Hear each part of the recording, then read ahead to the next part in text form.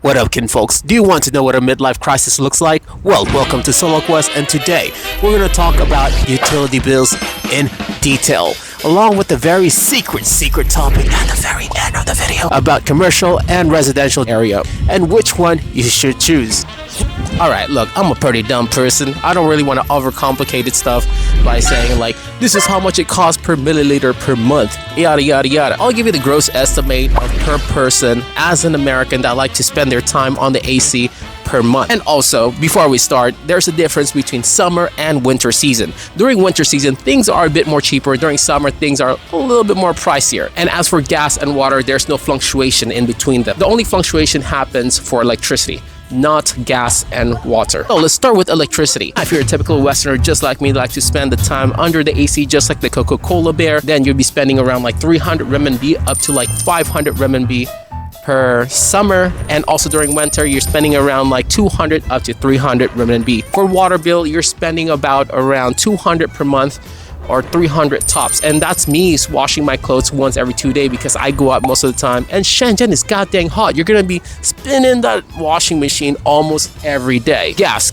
you're spending just a minuscule amount of money, probably like 30 to 50 renminbi. It's really cheap over here, and that's me cooking every day as well. And as for the next bill, phone and internet bill, these two are interconnected with each other, and you don't really have to stress out too much. Usually costs around 150 RMB, and as for this one, you can get it for cheaper, but the Wi-Fi might not be as good. The one I paid carries over with a good data, and you can get connection almost everywhere in Shenzhen, China. And the next one is management fee. That is Guangli Fei. You're expected to pay around 100 up to 300 renminbi depending on how big the room is. So if you get like a 1-bedroom studio, you're paying less, but if you're getting a 2-bedroom, you're paying a bit more, maybe like a 50 or 100 more. It just depends on how big your apartment is. And as for the very two last one are parking if you do have a car, but mostly people don't, and also subscription. As for me, I subscribe to the QQ Music and also the movie streaming website, which probably costs around 10 renminbi per month or 30 renminbi per month.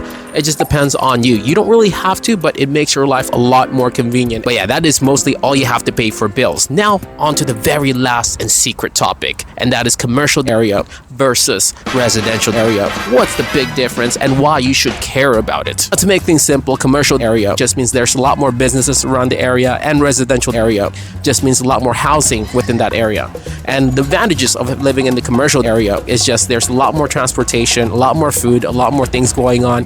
Whereas the commercial area, you're gonna have a lot more quiet time to yourself, and plus things are a bit more chill around that area. It's mostly focused for apartments and living area, but you are paying like almost half off. My first year in Shenzhen, China, I was paying about 700, 800 for electricity. Whereas where I'm living right now in the residential area, I'm paying about 500. So if you do meet an apartment agent, do make sure ask them for a residential area, not a commercial area. In conclusion, you're spending about 400 up to 1,000 RMB in residential area, and about 700 up to 1,200 on commercial area. Again, it depends if you live in 1 room or 2 room or maybe multiple room.